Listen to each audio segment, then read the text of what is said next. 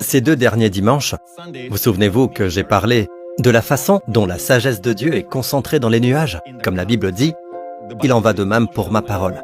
La pluie et la neige descendent du ciel. Il en va de même pour ma parole. Vous souvenez-vous que j'ai partagé cela avec vous tous? En fait, ces 2 derniers dimanches, j'ai fait référence à ce passage de l'Écriture en disant que la sagesse de Dieu dans les cieux est trop concentrée, comme toutes les eaux dans les nuages. Toutes les eaux dans les nuages. Des centaines de tonnes. Elles ne peuvent toutefois pas tomber comme ça sur la terre. Cela causerait des dégâts, de la destruction. N'est-ce pas? Mais ce que Dieu fait, c'est qu'il permet à la pluie, à la précipitation, de se mélanger avec la poussière et tout ça, et elles tombent sous forme de gouttelettes qui n'endommageront ou ne blesseront même pas la plus petite fleur. Amen. J'ai donc partagé cela et j'ai dit que la parole de Dieu descend, comme le dit Ésaïe 55, comme la pluie et la neige. Allons-y tout de suite. Il est dit dans Ésaïe 55, « Le ciel est bien plus haut que la terre. De même, mes voix sont bien au-dessus de vos voix, et mes pensées bien au-dessus de vos pensées. » Nous parlons de voix et de pensées. Les voix de l'homme, les pensées de l'homme. Les voix de Dieu, les pensées de Dieu. Maintenant, comment... Les gens disent, « Pasteur Prince, vous devez prêcher davantage sur la repentance. » Qu'est-ce que la repentance? En hébreu, dans l'Ancien Testament, c'est le mot « teshuva ». N'est-ce pas? En grec, la repentance est le mot « métanoïa ». Le mot « méta » signifie « derrière » ou « changer ». Et le mot « noia » désigne votre pensée. Naous, noia. Métanoïa signifie « changer de pensée ». C'est cela. Mais bien sûr, comme beaucoup d'autres définitions au fil des ans, certains disent « Je pense qu'il faut ajouter ceci pour que les gens ne profitent pas de cette simple déclaration. » Ou « Je vais essayer ceci. » Alors cela devient tellement confus que cela devient tout simplement changer de pensée. Vous voyez? Tout comme la grâce, les gens essaient actuellement de redéfinir la grâce en disant que la grâce n'est pas seulement une faveur non méritée. Elle l'est. La Bible la définit ainsi. Or, si c'est par grâce, ce n'est plus par les œuvres. Sinon la grâce n'est plus la grâce. Si c'est par les œuvres, ce n'est plus la grâce. Sinon les œuvres ne sont plus les œuvres. Une grâce non méritée. Amen. La grâce non méritée vous rendra plus fort. Mais c'est une grâce non méritée. Vous ne pouvez pas la définir comme une habilitation ou quoi que ce soit d'autre. Amen. Elle ne l'est pas. Il s'agit en fait d'une grâce non méritée. Alors les gens aiment en rajouter encore et encore jusqu'à ne plus la reconnaître. C'est la même chose ici. Qu'est-ce que la repentance? Regardez ceci, Ésaïe 55. Il est dit que le méchant abandonne sa voix. Et l'homme injuste, ses pensées. Donc les voix et les pensées. Comment abandonner ma voix et comment abandonner mes pensées? Qu'il retourne à l'Éternel, il aura compassion de lui. Qu'il retourne à notre Dieu, car il pardonnera abondamment. Maintenant, les voix de l'homme et les pensées de l'homme. C'est de là qu'il doit se détourner, des voix et des pensées de l'homme. Mais Pasteur Prince, je ne sais pas de quel genre de pensée Dieu veut que je me détourne. Et quelles sont mes voix qui sont mauvaises ou erronées et dont je dois me détourner? Alors de quoi s'agit-il? Tout est dans le contexte. Si nous lisons la Bible s'explique toujours d'elle-même. Ici il est dit qu'il retourne à l'Éternel, il aura compassion de lui, qu'il retourne à notre Dieu, car il pardonne abondamment. En effet, vos pensées ne sont pas mes pensées, et vos voix ne sont pas mes voix, déclare l'Éternel. Vous avez compris? Je vais réessayer. Car il pardonne abondamment. En effet, vos pensées ne sont pas mes pensées. Remarquez, il pardonne abondamment. En d'autres termes, mes pensées ne sont pas comme vos pensées. Vous pensez que je vous pardonnerai à contre-cœur. Mais je vous pardonnerai abondamment. En hébreu, le mot est pardonner, librement et abondamment. Dieu dit donc, vos pensées ne sont pas comme mes pensées, vos pensées sont trop peu élevées. Mes pensées sont comme le ciel, plus haut que la terre. Ainsi sont mes pensées. Vous pensez que je vais vous pardonner? Certains d'entre vous pensent que oui, je suis un Dieu qui pardonne, mais je pardonne qu'après que vous soyez passé par beaucoup d'exercices spirituels, après vous être senti assez mal, après avoir fait ceci, après avoir fait cela. Vous ne pensez pas que je pardonne volontairement, vous ne pensez pas que je pardonne librement, mais je suis ici pour vous dire, dit Dieu, mes pensées sont les suivantes, c'est bien au-dessus de vos pensées. Je pardonnerai librement et abondamment, car mes pensées ne sont pas vos pensées. Vous comprenez? Les mots « en effet » signifient « car ». C'est lié au verset précédent qui dit « il pardonne abondamment ». Car Dieu dit « je pardonne librement ».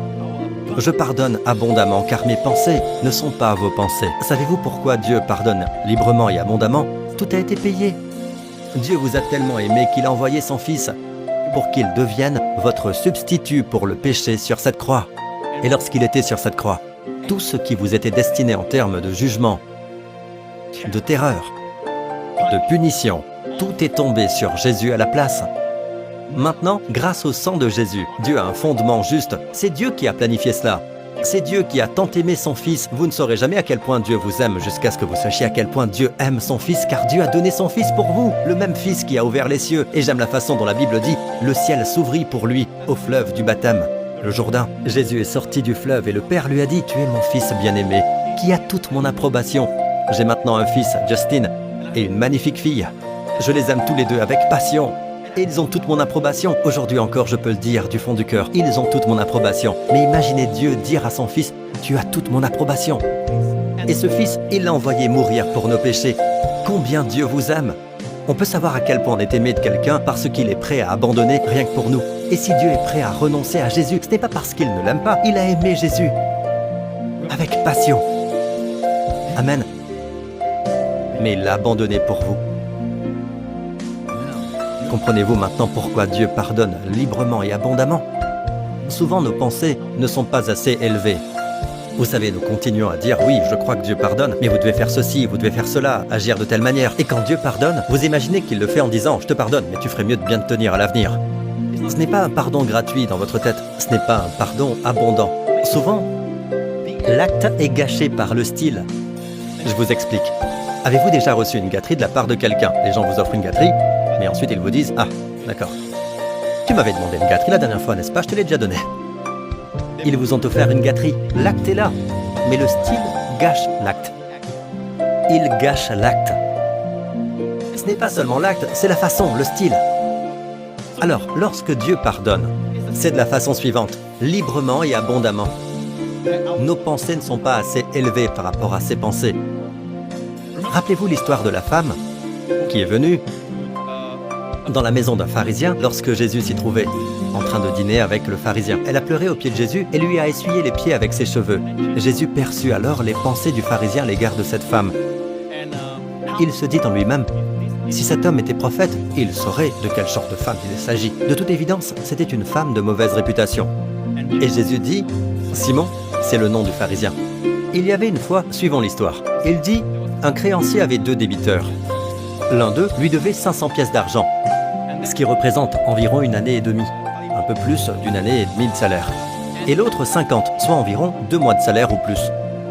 Comme il n'avait pas de quoi le rembourser, il leur remit à tous deux leurs dettes. Lequel des deux l'aimera le plus? Celui à qui l'on pardonne moins ou celui à qui l'on pardonne plus? Plus, n'est-ce pas? Celui qui est pardonné davantage l'aimera davantage. Ce n'est pas une question piège. Ce n'est pas une question piège. C'est une question simple et directe. D'accord? Donc, le pharisien ne pense pas à montrer beaucoup d'amour à Jésus car il ne pense pas avoir beaucoup de péchés en lui, alors que c'était le cas. Cette femme savait que ses péchés, qui étaient nombreux, étaient librement pardonnés. Mais j'aime le style de ce pardon. Alors il n'avait pas de quoi le rembourser. Il leur remit à tous deux leurs dettes. Regardez le style du pardon. Regardez la façon dont le Seigneur pardonne. Regardez la façon qu'il pardonne. Il pardonne librement. Maintenant, c'est gratuit pour nous, mais cela a coûté à Dieu son Fils. Amen. Pour nous, Dieu ne peut pas simplement dire « Ah, les enfants sont comme ça, balayez tout sous le tapis ». Non, le péché doit être puni. Nous devons être pardonnés sur une base juste. Dieu doit nous pardonner judicieusement. Amen. Lorsqu'il nous pardonne, il doit aussi glorifier tous ses attributs de sainteté et de justice. Toutes les exigences de la sainteté divine sur nos vies doivent être pleinement satisfaites et Jésus les a toutes satisfaites à la croix. La croix répond à tout. Amen. Mais regardez la façon dont Dieu pardonne. Il pardonne librement. Donc l'un des plus grands chapitres de la Bible, je considère que c'est l'un des plus grands chapitres, le chapitre 15. Juste après que les pharisiens se soient approchés de Jésus, la Bible dit au chapitre 15, le premier verset, « Tous les collecteurs d'impôts et les pécheurs s'approchaient de Jésus. » De toute évidence, il s'agit des exclus de la société. Puis Jésus a partagé cette parabole. Et dans cette parabole, 3 paraboles, dans Luc 15. Vous avez le bon berger, qui a laissé les 99 pour trouver la brebis égarée. Ensuite, vous avez la femme qui a perdu sa pièce. Sur 10 pièces, elle a perdu 1 pièce d'argent. Et la troisième, vous connaissez tous la célèbre histoire du fils prodigue et du père. Voyez-vous le Dieu trinitaire ici? le Père, le Fils et le Saint-Esprit. Voyez-vous Jésus, le bon berger ici? La femme qui a balayé la maison pour trouver la pièce perdue. Sur toute la terre, l'Esprit est en marche. Il balaie. Amen. Il est à votre recherche. Et voyez-vous, le Père. Ainsi vous avez le Père, le Fils et le Saint-Esprit. Le Dieu trinitaire dans un seul chapitre. Et quel beau chapitre! Il gagne le cœur. Il commence par un berger. Et n'oubliez pas que Jésus lui-même partage ses paraboles pour illustrer son amour et l'amour du Père. Il dit, si un berger a 100 brebis et qu'il en perde une, ne laissera-t-il pas les 99 autres pour retrouver celle qu'il a perdue? La réponse est non. Aucun berger ne ferait cela, sauf un seul. Le bon berger. La plupart des bergers ne prendront pas le risque de perdre une autre brebis. Ils prendront en compte les coûts et diront « D'accord, une de perdue aujourd'hui, d'accord, mais ils n'abandonneront pas les 99 autres. Mais Jésus ira à votre recherche, même si c'est seulement vous. » Amen. Il laissera les 99 et cherchera celle qui est perdue. Et j'aime la façon dont la Bible dit « Il cherchera jusqu'à ce qu'il la retrouve. » Ami, il vous retrouvera. Amen. Vous dites, vous savez quoi? J'ai trouvé le Seigneur hier soir à cette réunion. Non, il n'est pas perdu. En fait, il vous a trouvé. Amen. Le Seigneur a fait en sorte que vous soyez trouvés. Et il vous cherchera jusqu'à ce qu'il vous retrouve. Mais remarquez qu'après qu'il l'ait trouvé, il y a beaucoup de façons de s'occuper des brebis, n'est-ce pas? Vous pouvez en fait gronder la brebis, d'accord? Et faire une gronderie à la singapourienne, n'est-ce pas? T'as appris la leçon ou pas? Hein? Tu vois ce qui s'est passé? Maintenant, tu sens mauvais, tu vois? Tu sens pas bon. T'as froid, t'as faim, c'est ça? Vous voyez? Vous pardonnez car vous êtes allé la chercher. Pourquoi? Alors évidemment, vous l'aimez toujours. La brebis sait que vous l'aimez, mais le style est gâché et vous la portez. La brebis est-elle sauvée maintenant? Oui. La façon dont vous mettez la brebis sur votre épaule a-t-elle une importance? Que vous le fassiez joyeusement, à contre-cœur ou en colère, la brebis est en sécurité. La brebis est toujours en sécurité, quelle que soit la façon dont on la porte. Mais qui pourrait ne pas être sous le charme de ce choix de mots? Il la met avec joie sur ses épaules. Qui n'est pas touché par ces mots? Avec joie, le style du pardon. C'est comme « Je t'ai trouvé, mais je t'ai trouvé. Je t'ai trouvé, je suis désolé, je suis si mauvais. » Ensuite vous dites « Je t'ai trouvé, tu as été retrouvé, je suis si heureux. » C'est le style. Vous voyez, qu'il se réjouisse ou qu'il soit grincheux, la brebis est toujours en sécurité sur ses épaules. Mais personne n'osera se passer de ces mots si beaux avec joie. Nos pensées sur son pardon. Même si nous sommes chrétiens, nous disons que nous comprenons son pardon, c'est encore très peu élevé. Nous pensons que, vous savez, oui, il pardonne. Enfin, il pardonnera, je le sais. Vous voyez, nos pensées ne sont pas comme ses pensées. Ses pensées sont comme le ciel, bien plus haut que la terre. Amen. Non seulement pardonner librement, mais pardonner avec joie. S'il vous trouve, il se réjouit. Pas de commentaires à passer. Hein?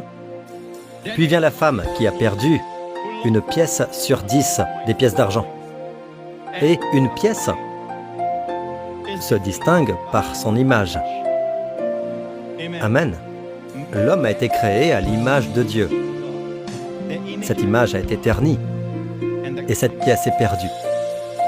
Mais la Bible dit de cette femme, si une femme a 10 pièces d'argent et qu'elle en perde une, ne va-t-elle pas allumer une lampe, balayer la maison et chercher avec soin jusqu'à ce qu'elle la retrouve? Cherche-t-elle avec diligence ou avec insouciance? D'ailleurs, la version King James, j'aurais dû m'en tenir à la version King James, que j'étudie beaucoup. Il est dit « cherche soigneusement ». Ici, il est dit « chercher avec soin ». Est-ce qu'elle la cherche négligemment? Avec indifférence? Avec une attitude négligente? Non. Elle a cherché avec soin. La version King James dit « cherche soigneusement ». Sinon, nous ne serons jamais trouvés. Dieu y a mis tout son cœur et toute son âme.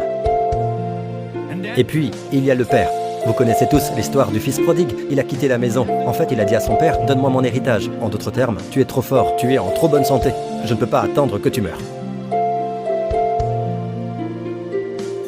et le père lui a donné son héritage. Vous connaissez tous l'histoire. Il s'est livré à la débauche en vivant avec des prostituées et en menant un style de vie insouciant. Et vous savez, quand il n'avait plus d'argent, ses amis l'ont abandonné. Vous connaissez tous l'histoire. Et il se retrouve dans la porcherie. Finalement, il dit « Je vais retourner chez mon père ». Dans la maison de mon père, il y a du pain en abondance. Et la Bible dit que lorsque le père le vit, il se leva et alla vers son père, alors qu'il était encore loin. Ce n'était pas seulement loin, c'est à une très grande distance. Son père le vit. Cela nous dit que chaque jour, le père était en train de scruter l'horizon. Voyez-vous un Dieu qui attend toujours, même si votre vie a été gâchée? Vous avez délibérément tourné le dos à Dieu. Vous lui dites en substance, je ne veux rien avoir à faire avec toi. Amen. Et lui scrute toujours l'horizon pour courir vers vous. Alors qu'il était encore loin, son père le vit et fut rempli de compassion. Il courut. Maintenant, arrêtez-vous ici. Il courut. Cela signifie que le père, qui est généralement assez âgé, doit soulever sa robe. N'est-ce pas? En d'autres termes, il va mettre de côté sa dignité de parent pour laisser place à son amour. C'est ce que Dieu a fait pour nous. Il a mis de côté sa gloire et est descendu pour nous sauver. Amen. Donc le Père a couru. Regardez le style. Le pardon est-il suffisant? Attendez, attendons qu'il vienne. Là, marchez lentement, puis il s'approche enfin. Nous les Singapouriens sommes célèbres pour nos monosyllabes, d'un seul mot. Hein?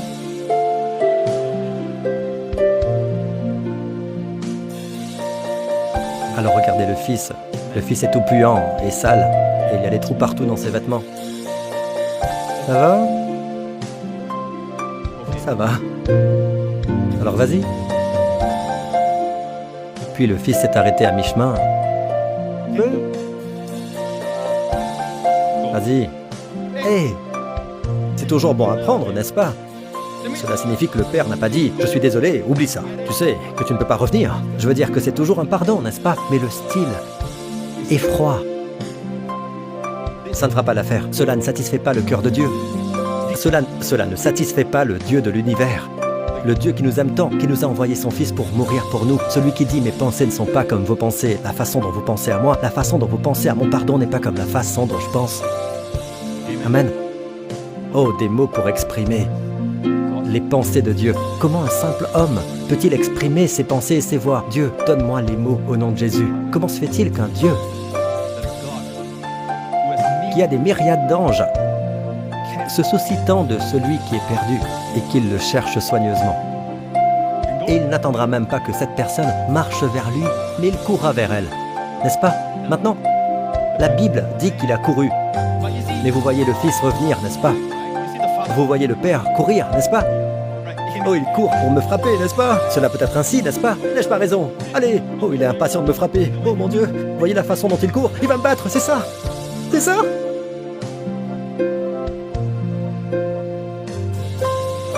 Le Père court. Le Père courut. Et puis la Bible dit, il courut se jeter à son cou. Dans le grec, c'est un mot, l'embrassa. C'est le même mot utilisé lorsque Pierre a prêché dans la maison de Corneille à Césarée. Et la Bible dit que lorsque Pierre a dit cette phrase, ces mots, « Par Jésus tu reçois le pardon des péchés », la Bible dit que lorsqu'ils ont entendu ces mots, le Saint-Esprit descendit sur eux. Le même mot utilisé en grec est le mot qui veut dire le Saint-Esprit les embrassa.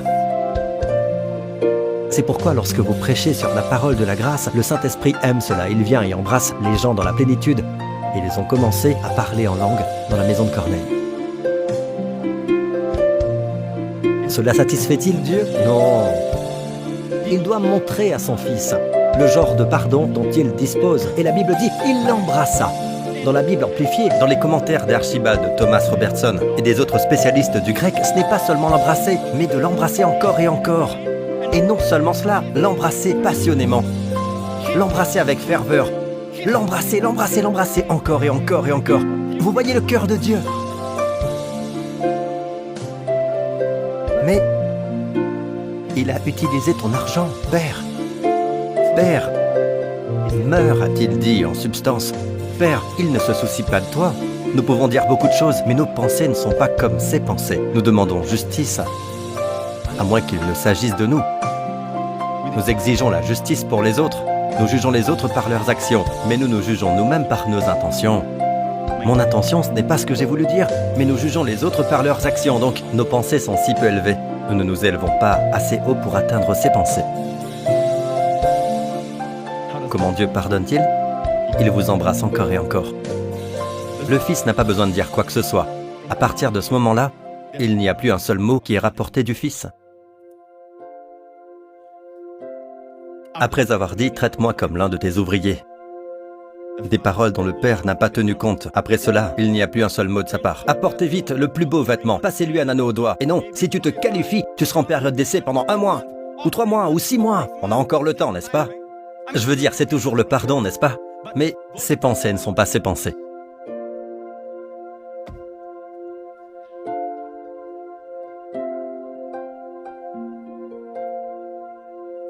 There once stood a wall, deep and wide, tall and strong. There it stood, built of all our uncleanness. But this man, by his blood, broke the wall, loosed the flood of the mercies of God for all mankind.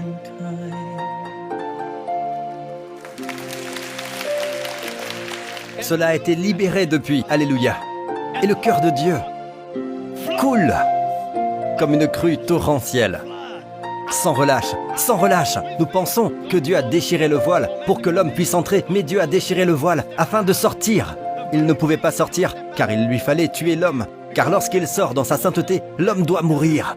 Il ne peut pas sortir par miséricorde envers l'homme, car l'homme ne peut pas s'élever jusqu'à son niveau. Il s'est donc enfermé dans le Saint des Saints. Mais lorsque Jésus est mort, le voile s'est déchiré de haut en bas par une main invisible, pour signifier que ce n'est pas l'homme qui l'a déchiré, mais Dieu. Dieu est sorti et a dit « Bienvenue à la maison ». Alors, continuons. Vos pensées ne sont pas mes pensées, mes voix ne sont pas... N'oubliez pas, c'est lié à l'abondance du pardon. Descendez au verset 9. Le ciel est bien plus haut que la terre. De même, mes voix sont bien au-dessus de vos voix et mes pensées bien au-dessus de vos pensées. Nous aimons utiliser ce verset hors de son contexte. Nous disons « Comme le ciel est bien plus haut que la terre ». De même, les voix et les pensées de Dieu sont au-dessus de nos voix et de nos pensées. N'est-ce pas? On entend parfois cela. Comme si personne ne pouvait comprendre. Non, il nous dit que les pensées de Dieu concernent toujours le pardon. Nos pensées concernent la justice, le jugement, l'équité, tant qu'il ne s'agit pas de nous. Nous ne pouvons pas croire que Dieu pardonne librement. Il nous embrassera encore et encore. La pluie et la neige descendent du ciel. C'est une bonne chose que Dieu n'ait pas laissé tomber toute sa sagesse concentrée, sa sagesse condensée sur nous tous, car nous n'aurions pas pu la recevoir. Notre intelligence est trop limitée. Mais il l'a laissé tomber, goutte à goutte, comme la pluie et la neige du ciel. Et n'y retourne pas. La pluie et la neige descendent du ciel et n'y retournent pas sans avoir arrosé la terre, sans l'avoir fécondée et avoir fait germer ses plantes, sans avoir fourni de la semence au semeur et du pain à celui qui mange. J'aime beaucoup cela. Rappelez-vous toujours, vous savez pourquoi vous avez du pain? Il y a eu des semailles. Ce n'est pas seulement la semence pour celui qui a semé au passé, mais c'est la semence pour le semeur. Si vous faites de votre vie une vie de semence, vous récolterez toujours. Et du pain à celui qui mange. Oh, les Singapouriens entrent dans la catégorie des mangeurs. Ce sont de bons mangeurs. Ils mangent librement. Ils mangent en abondance. Ils mangent de façon répétée, imparfaite, encore et encore, sans avoir fourni de la semence au semeur et du pain à celui qui mange. Il en va de même pour ma parole. Ainsi en est-il de ma parole, celle qui sort de ma bouche.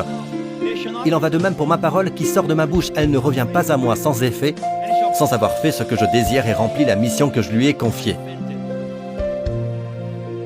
Amen. Ainsi Dieu a promis que sa parole prospérerait partout où elle irait. Si vous recevez la parole de Dieu, elle prospérera dans votre vie. Amen. Mais avez-vous reçu la parole de Dieu? Vous voyez, vous voulez être trempé, mais vous n'êtes pas sous la pluie.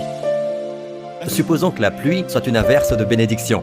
Mais vous êtes si sec, et vous vous sentez sec. Votre vie est sèche, rien dans vos poches, vous êtes littéralement dans tous les domaines à sec, mais vous n'êtes pas sous la pluie. Mettez-vous sous la pluie. Puis-je avoir un bon amen? Qu'est-ce que la pluie? La parole de Dieu. Deutéronome 32, verset 2. Que mes instructions se déversent comme la pluie. Que ma parole tombe comme la rosée. Amen. La pluie est donc une image de l'enseignement. Une abondance de pluie dans l'année de la pluie de l'arrière-saison, c'est en fait une abondance de bons enseignements qui vous permettront d'hériter de tout ce pourquoi Jésus est mort pour vous. Amen. Amen.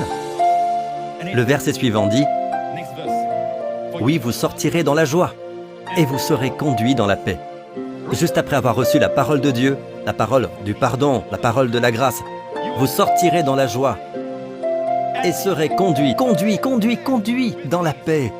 Ne vous laissez pas conduire par des voies extérieures. Ne vous laissez pas conduire par des signes extérieurs. Il y a une femme qui s'est mariée. Elle priait pour savoir s'il fallait épouser quelqu'un qu'il avait demandé en mariage. Elle n'était pas très sûre. Elle a prié et elle a vu une étoile filante. Au lieu d'écouter la paix, ou dans son cas le manque de paix à l'intérieur, pourquoi Dieu vous conduit-il de l'intérieur? Parce qu'il est en vous. Celui qui est en vous est plus grand. Vous êtes un enfant de Dieu. Dans l'Ancien Testament, il n'avait pas, même David, un homme selon le cœur de Dieu. Il n'a jamais eu le Saint-Esprit en lui. Mais le sang de Jésus vous a tellement purifié que le Saint-Esprit peut habiter en vous.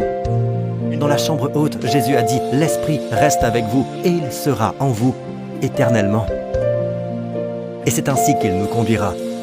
Non par une voix, la proximité parfois. Je regarde ma femme me regarde, on se comprend. Vous voyez nos regards se croiser, vous ne comprenez pas. Nous, oui. Amen. C'est une communication très étroite. Soit il y a une paix, soit un manque de paix. Vous sortirez dans la joie. Quand vous recevez la parole de Dieu, vous sortirez dans la joie. Et vous serez conduits dans la paix. Que se passera-t-il alors? Les montagnes et les collines éclateront en cris de joie devant vous.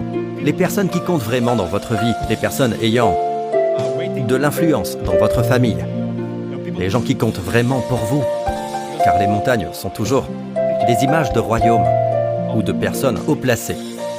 Les montagnes et les collines éclateront en cris de joie quand vous recevez la parole et que vous sortez dans la joie et vous êtes conduits dans la paix. Les montagnes et les collines éclateront en cris de joie devant vous et tous les arbres de la campagne, les arbres des champs parlent des gens. Ils battront des mains quand vous passerez. Amen. C'est pourquoi Dieu a fait les arbres pour représenter l'homme. C'est pourquoi leurs mains sont ainsi. Ce sont des branches. Elles louent Dieu tout le temps. Ou parfois, elles se balancent dans le vent et elles louent Dieu. Et Dieu a ainsi fait l'homme. Mais l'homme, il est comme ça. Après avoir été ainsi pendant un certain temps, ils sont comme ça. Pendant un moment, puis ils sont comme ça. Pendant 18 ans, cette femme a été comme ça. 18, c'est 6, plus 6 d'ailleurs. Et la première chose qu'elle a vue, quand Jésus l'a relevée et l'a guérie de cette maladie, a été le visage de Jésus. Il est temps de lever les yeux, regarder vers le haut, faire confiance à Dieu. L'année de la pluie de l'arrière-saison sera une grande année pour vous. Amen.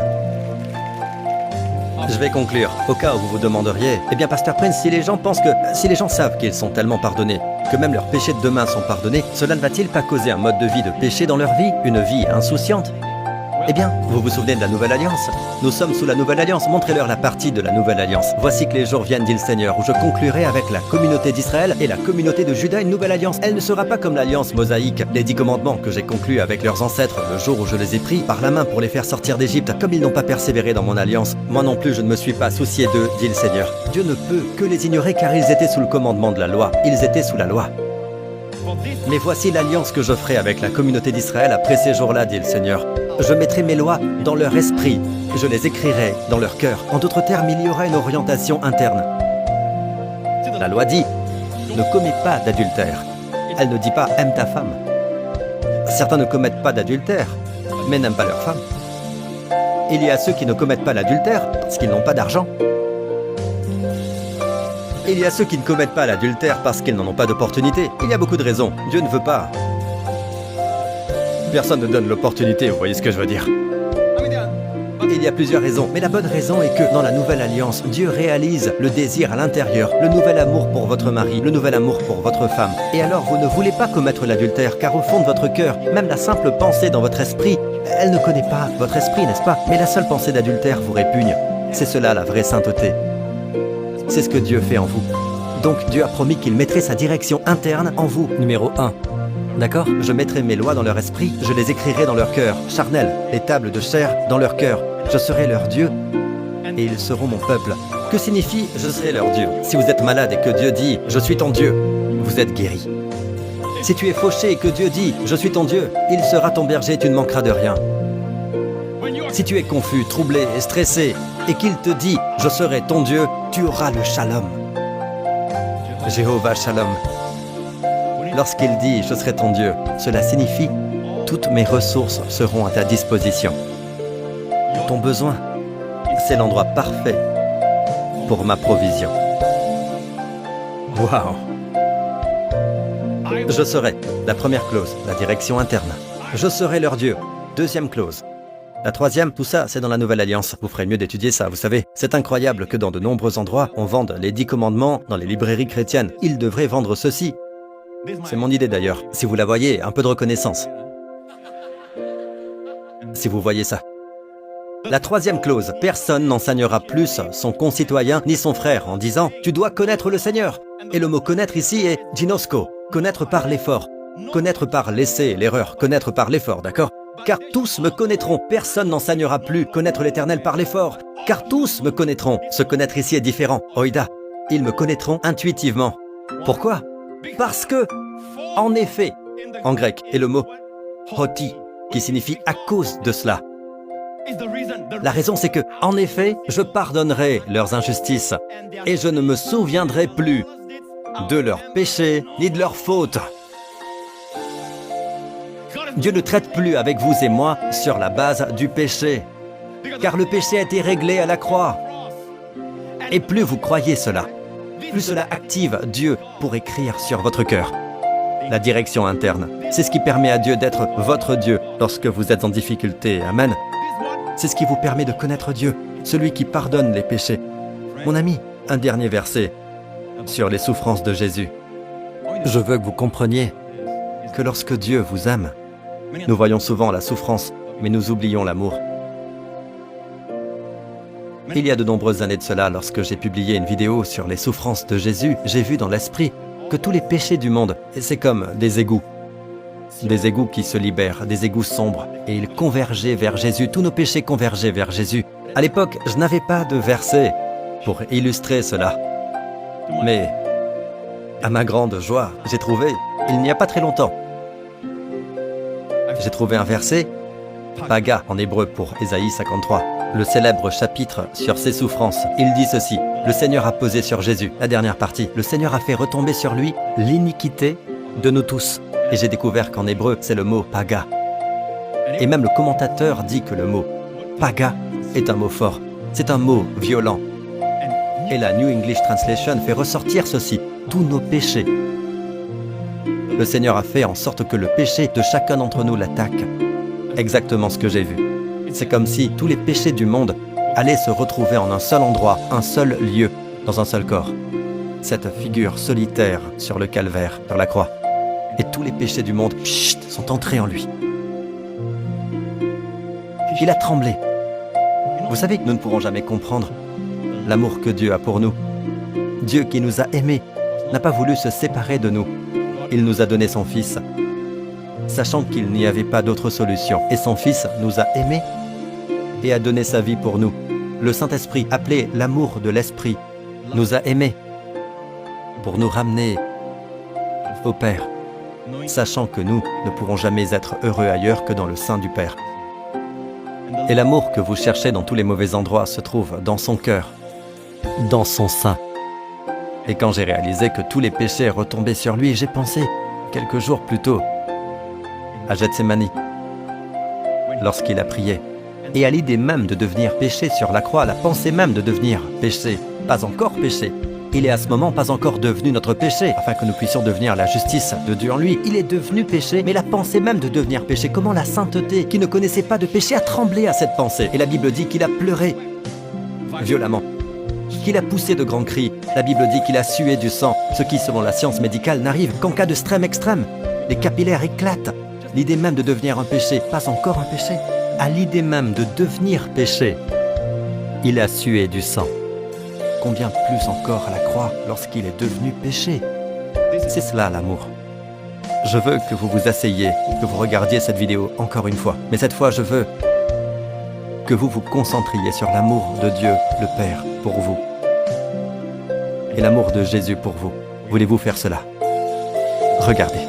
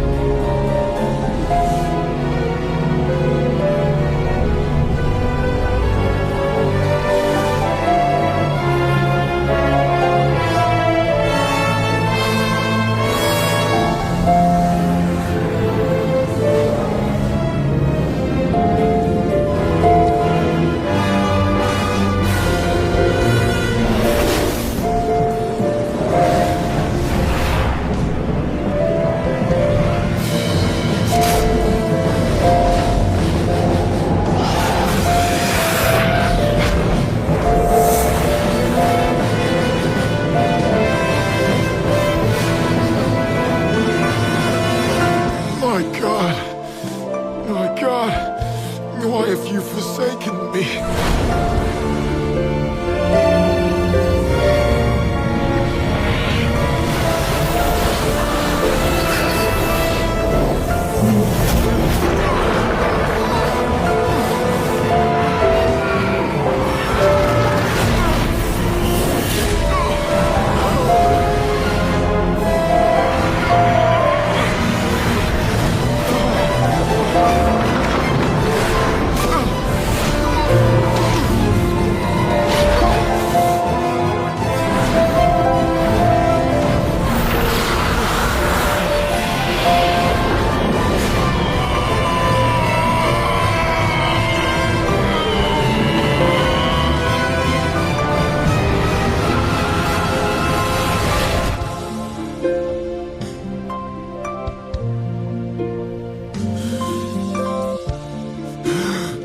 Finished!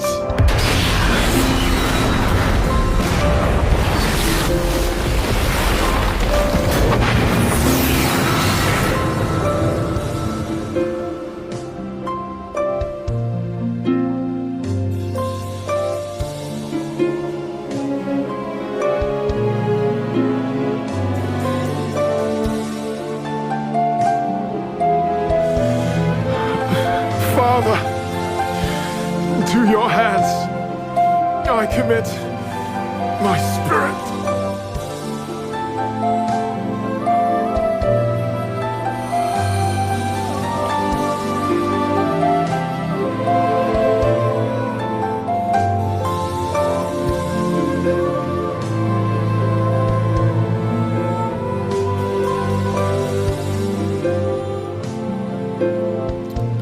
Quel amour! Quel amour précieux! Precious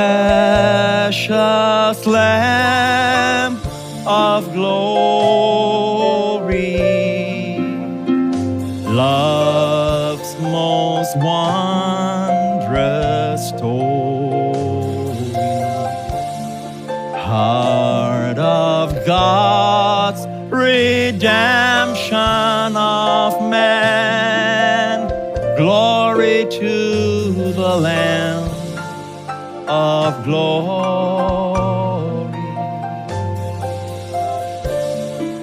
Les têtes baissées, les yeux fermés, vous tous ici présents, et où que vous soyez à nous suivre. Mes amis, nous ne pourrons jamais comprendre ou appréhender pleinement cet amour incroyable. Un amour qui nous aime continuellement. Il l'appelle ainsi, je t'ai aimé d'un amour éternel. Rien de ce que tu fais ne peut empêcher Dieu de t'aimer. Et il t'appelle à la maison. Il t'appelle dans sa maison où il y a du pain en suffisance, où il y a des provisions. Cessez de chercher des restes. Arrêtez de chercher un pseudo-amour dans tous les mauvais endroits. Rentrez à la maison dans son amour. Amen. Si c'est votre cas, où que vous soyez en ce moment, dites, Pasteur, je veux que ce merveilleux Jésus soit mon Sauveur et mon Seigneur. Priez pour moi. Faites cette prière du fond du cœur. Dites, Père Céleste, merci de m'aimer. Faisons-le ensemble. Père Céleste, merci d'avoir envoyé ton Fils, mon Seigneur Jésus, comme l'agneau de Dieu, pour enlever tous mes péchés.